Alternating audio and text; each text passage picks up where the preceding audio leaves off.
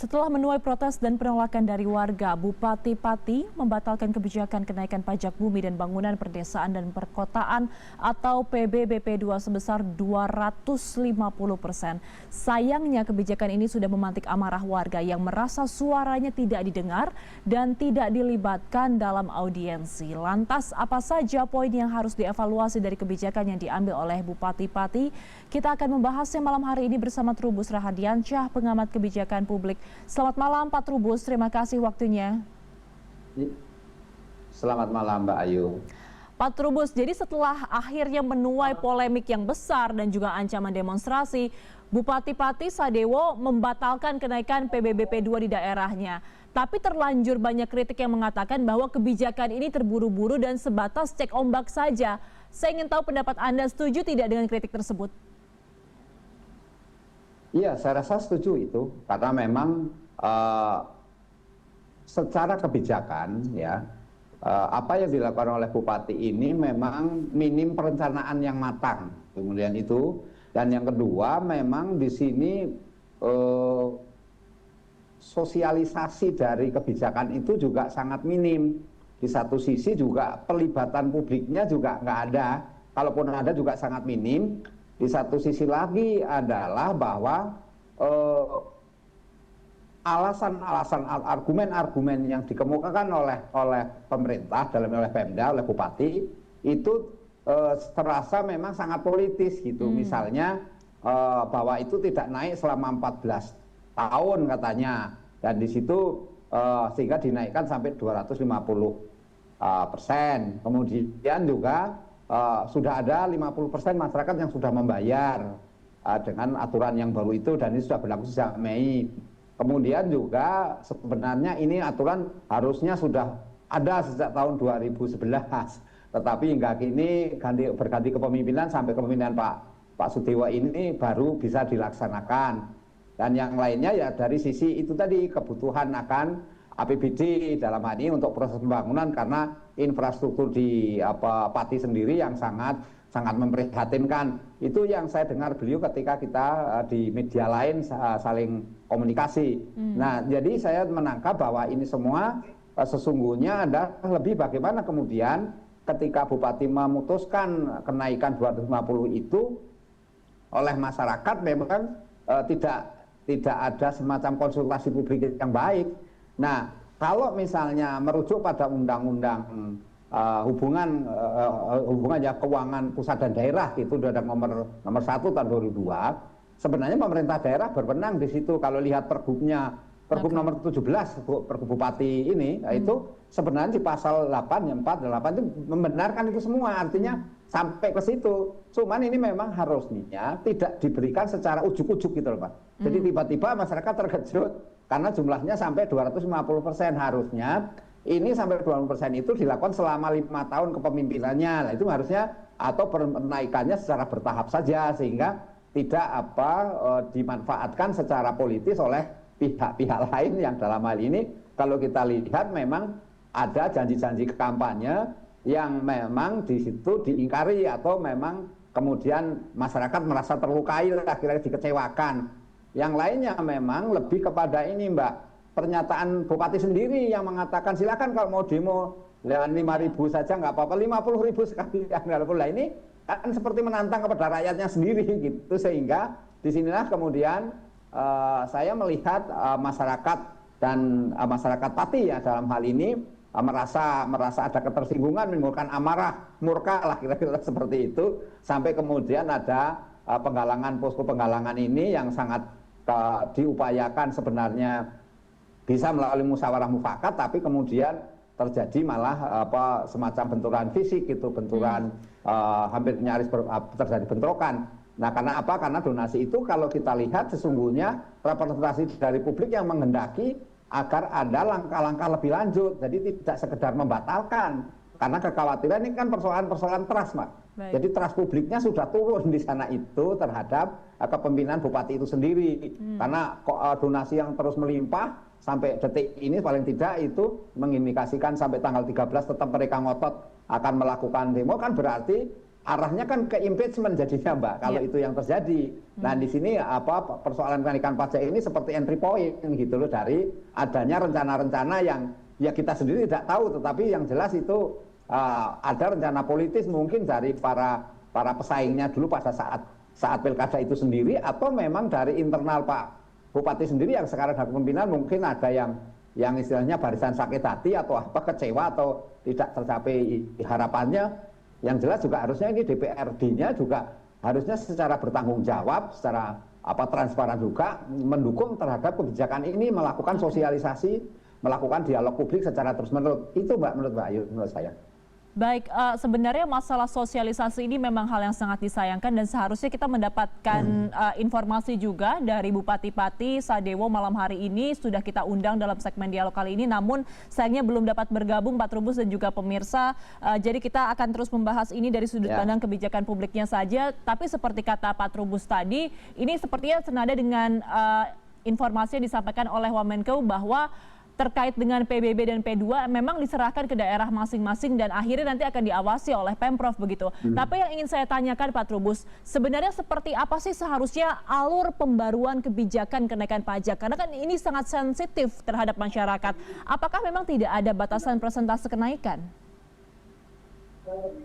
Sebenarnya kalau di dalam perdanya sendiri itu perdanya Pati ya, itu yang saya tahu mereka sebenarnya kenaikannya itu 20-100% Mbak, kenaikannya itu. Artinya ada rentang segitu. Nah kemudian persoalan menjadi rumit karena kemudian kenapa jadi 250%. Meskipun sebenarnya di pergubnya sendiri memang dimungkinkan Mbak.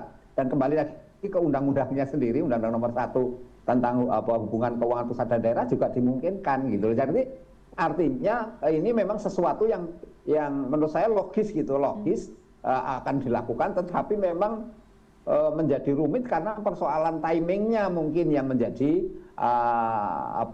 sehingga ada resistensi dari publik itu sendiri. Karena apa? Karena saya melihat kemudian pernyataan yang muncul itu saling kontradiktif antara kehendaknya dari bupati yang mewakili ini, karena ini kan kebijakannya elitis Mbak, jadinya elitis, istilahnya dirumuskan para elit saja, kemudian bersifat top down ya, dipaksakan kepada masyarakat. Kemudian ini minim dialog publiknya, ada konsultasi publiknya juga nggak ada mungkin. Nah, sehingga saluran-saluran aspirasi publik yang selama ini disalurkan pun sepertinya rasanya kurang mendapatkan respon. Nah inilah kemudian saya melihat sebenarnya ada proses-proses pentahapan yang tidak dilalui gitu Mbak. Jadi ini yang menyebabkan kemudian muncul persoalan ini.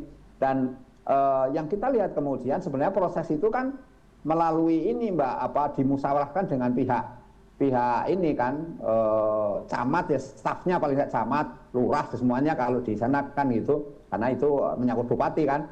Kemudian jangan paguyuban-paguyuban di warga yang disebut pasopati gitu kan, sudah dilakukan menurut bupati, yang saya dengar informasinya seperti itu. Nah kemudian yang menjadi problem kemudian ketika itu sudah disepakati, kemudian bagaimana ini disosialisasikan dulu kepada masyarakat. Artinya karena menyangkut pajak ini kan menyangkut kewajiban publik kan. Jadi di sini juga harusnya dijelaskan apa kemanfaatan ketika kemudian pajak itu dinaikkan sampai 250% misalnya. Artinya publik mendapatkan manfaat apa? Itu yang harusnya dijelaskan. Kemudian masyarakat merasa istilahnya ikut bertanggung jawab terhadap kondisi yang terjadi, misalnya karena APBD-nya minim sekali dibandingkan dengan kabupaten tetangga-tetangganya misalnya, atau karena memang infrastrukturnya sudah sangat parah gitu ya kondisinya, nah sehingga membutuhkan percepatan pembangunan. Tetapi sebenarnya ada cara lain selain menaikkan pajak. Sebenarnya kan opsi-opsi itu ada Mbak, misalnya bupati ini melakukan semacam KPBU Mbak, kerjasama pemerintah badan usaha. Artinya dengan masyarakat yang ada di Pati itu sendiri kan banyak juga pelaku-pelaku usaha yang bisa dimintai untuk ikut membangun gitu infrastruktur, atau melalui public private partnership itu sendiri dibangun, diupayakan, dan bisa saja kemudian bupati melakukan istilahnya dialog atau minta pertimbangan dari pemerintah pusat, dalam ini melalui Kemendagri, Kementerian Keuangan misalnya, untuk mendiskusikan agar proses pembangunan bisa berjalan, tetapi untuk sementara kenaikan pajaknya tidak sampai 250%. Memang ini 250% ini menjadi kesannya tinggi sekali, Mbak. Meskipun sebenarnya kalau hitung-hitungannya ya memang masuk akal gitu, Mbak. Karena memang sudah nggak naik selama 14 tahun. Artinya sejak tahun 2011 kan itu tidak ada kenaikan sama sekali. Tetapi kenapa tidak naik ini kan? Ya tentu yang tahu adalah pemimpin-pemimpin yang ada di partai sendiri, mungkin pertimbangan kemampuan dari masyarakatnya juga kan gitu ya. Kita yang kita pahami seperti itu. Dan kalau arahan dari Gubernur Jawa Tengah Pak Lutfi sendiri kan sebenarnya itu terlalu membebani masyarakat dan harusnya diturunkan. Nah, karena itu menurut 250% ini untuk jangka panjang sebenarnya, jangan ujuk-ujuk jangka pendek harus diterapkan 250%. Itu Mbak menurut saya. Jadi mekanisme prosedurnya memang harus melalui usulan-usulan program-program apa saja, kemudian dari situ pajak itu dihitung secara bersama-sama, disepakati. Kan ada DPRD, Mbak. Jadi di DPRD kan ada konsultasi juga di situ, menghitung sejauh mana dan potensi-potensi apa saja yang bisa dilakukan. Nah, komunikasi antara eksekutif dengan legislatif ini sangat penting sekali untuk memberi satu kesepakatan dan kepastian sekaligus terhadap bagaimana masa depan dari proses pembangunan yang ada di partai itu sendiri gitu, Pak. Baik, Pak Trubus, dengan beragam kekecewaan dari masyarakat yang sudah mengemuka, kemudian juga seperti Anda sebutkan tadi, ini kebijakannya berbau elitis, tapi ada alasan yang disampaikan oleh Bupati Pati Sadewo seperti yang tadi telah disampaikan bahwa sudah 14 tahun NJOP tidak pernah naik dan akhirnya sekarang sudah dinaikkan, padahal seharusnya dinaikkan setiap 3 tahun sekali. Nah, secara aturan ini sebenarnya apakah benar demikian, Pak, harus dinaikkan 3 tahun sekali atau memang tergantung dengan daerahnya masing-masing? Sebenarnya aturan 3 tahun sekali itu hanyalah aturan sifatnya limitatif, Mbak, dalam arti bahwa itu menjadi patokan saja blueprint masing-masing daerah untuk menerapkan kenaikannya selama 3 tahun sekali. Tetapi dalam implementasinya atau penerapannya itu sangat ditentukan oleh daerah masing-masing. Artinya kepala daerah punya political will, ya, kemampuan politik, kehendak politik untuk menerapkan atau tidak. Gitu selama 3 tahun, bisa lebih dari itu. Karena apa? Karena melihat kemampuan daerah, Mbak, dalam ini melihat masyarakatnya, apakah pertumbuhan ekonominya memadai atau masyarakatnya juga memang mampulah, kira-kira seperti itu. Nah, tetapi kalau kemudian saya melihat bahwa 250% itu sebenarnya kan nggak dipukul rata juga, Mbak. Ya, tapi ada juga yang hanya dapat 50%, ada juga dijelaskan oleh Pak Bupati waktu itu di tempat lain, saya komunikasi itu, ternyata ada juga yang diberikan gratis, artinya tidak bayar pajak juga gitu. Cuman memang persoalannya kemudian menjadi rumit karena apa? Karena orang melihatnya seolah-olah dipukul rata 250%. Nah, ini kan sebenarnya masalah komunikasi publik yang menurut saya perlu dievaluasi ulang. Tetapi karena ini yang kedua karena Bupati sendiri telah mencabut, tetapi mencabut itu ternyata tidak menyelesaikan masalah. Karena apa? Kemudian tetap saja masyarakat ngotot sampai tanggal 30 demo itu akan tetap demo.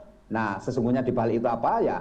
Yang kita bisa katakan ya mungkin ada arahnya adalah impeachment politik kan jadinya gitu. Tetapi itu semua kalau kebijakan publik melihatnya lah bagaimana kemudian sebenarnya ketika masyarakat punya kemanfaatan, di satu sisi sebenarnya DPRD punya peran besar karena DPRD ini kan merepresentasikan dari ini, Mbak, dapil-dapil yang ada di daerah setempat.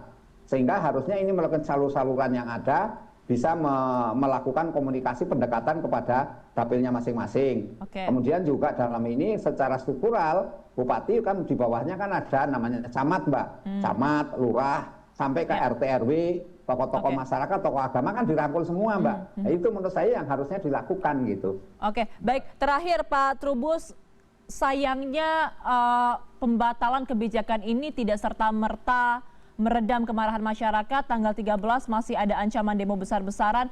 Apa yang bisa Anda evaluasi? Ya, menurut saya evaluasi ya ini, Mbak, segera pemerintah melakukan konsultasi dengan pemerintah pusat, dalam ini melalui gubernur ya, untuk merumuskan berbagai ketentuan yang berikutnya akan dilakukan, karena ini kan mengembalikan trust publik, Mbak. Nah, sehingga yang penting adalah bagaimana kemudian gubernur dengan segala perangkatnya, tadi perangkatnya kan ada selain OPD kan ada lurah, ada camat, kemudian ada RT RW dan tokoh-tokoh masyarakat. Beliau juga orang partai kan, berarti ada struktur partai juga yang membantu di situ. Nah ini segera melakukan turun ke lapangan, jadi secara bersama-sama kemudian melakukan dialog publik, Mbak, dialog publik secara terbuka, bagaimana membangun masa depan tentang Pati itu sendiri dan berbagai kendala-kendala yang dihadapi secara terbuka. Dan kemudian kalau memang dinaikkan, misalnya ke depan mau naik 20% sesuai aturan misalnya, atau mau dinaikkan 50% misalnya, nah itu kemanfaatan publiknya harus dijelaskan, Mbak. Baik. Untuk apa mereka, manfaatnya apa, itu yang penting, karena masyarakat yang sekarang itu memang menghendaki, Mbak, segala tata kelola, tata keuangan itu sifatnya ini, Mbak, ada kemanfaatan publiknya. Jadi publik ingin tahu aku dapat apa dari itu. Itu yang harus dijelaskan menurut saya dari pihak bupati maupun gubernur dalam hal ini, Mbak. Gitu. Dialog publik harus segera dibuka dan juga pastinya partisipasi masyarakat harus terlibat dalam setiap kebijakan yang diambil. Terima kasih telah bergabung bersama kami malam hari ini, Pak Trubus Rahadiansyah, pengamat kebijakan publik. Selamat malam, Pak Trubus, sehat selalu. Selamat malam, Mbak Ayu.